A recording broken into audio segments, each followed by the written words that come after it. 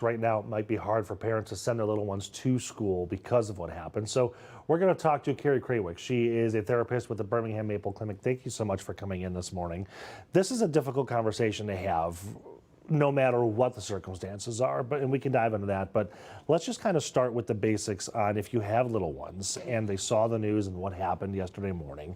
Is this something that you bring to their attention, or do you let them bring it to you?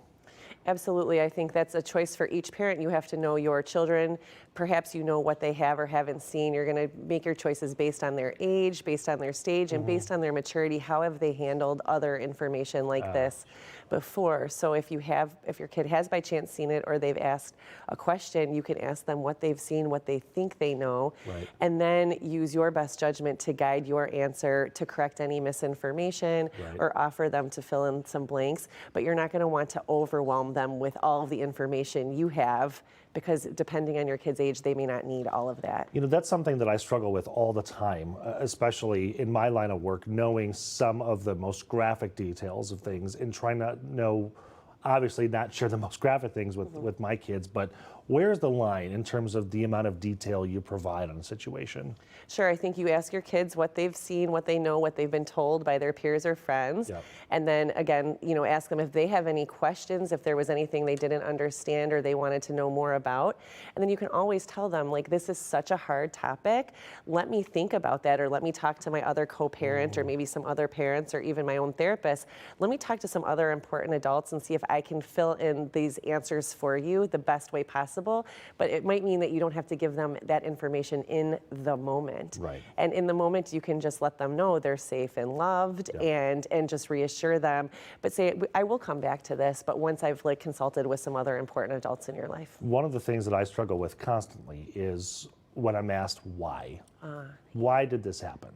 How do we answer that? Because we don't know why. No, and often, I mean, even as adults, we look for why and we want to tack it to this belief or that belief, or this is the reason or that is the reason. We do want to know why. So I think when a child asks you why, you can let them know that part of understanding why is because when these things happen to us, they are so confusing, they are so overwhelming, and it's hard to stay feeling confused.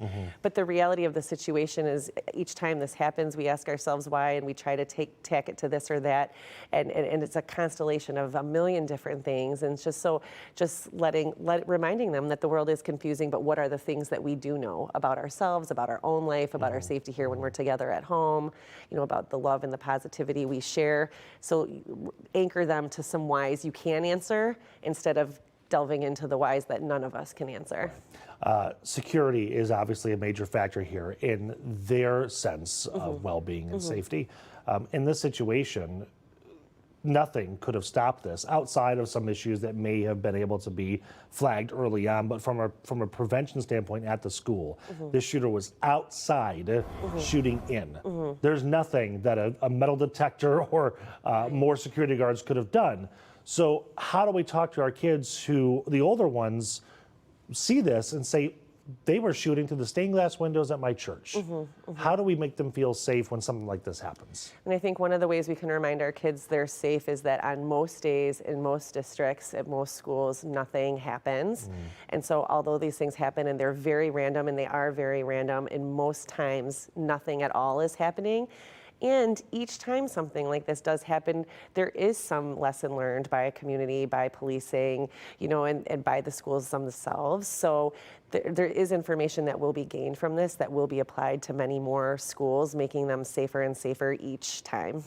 I also was curious, and if you don't know the answer, it's okay. But when we hear those on the ground, from the mayor to the police chief and the other politicians there, who start getting angry about this and discussing the reasons and gun control, is that a conversation that's appropriate for kids, or is that another your kid best type of situation? Yeah, I think that, like I said, I think adults, just like kids, are trying to cope with the uncertainty of the world we live in. And we all have certain beliefs, and wherever we kind of fall in certain beliefs that we want to anchor to. But I think for kids, it's a broad conversation, right? There's many, many, many factors, and we can try and hope, and we can make a change in some factors and hope for that best, and how to be involved. Like, are there things we we can do as community members to get involved, to volunteer, to do a blood drive or something. I think like Something actionable. Yeah, being like proactive and positive instead of reactive is like something, yeah, actionable that helps both adults and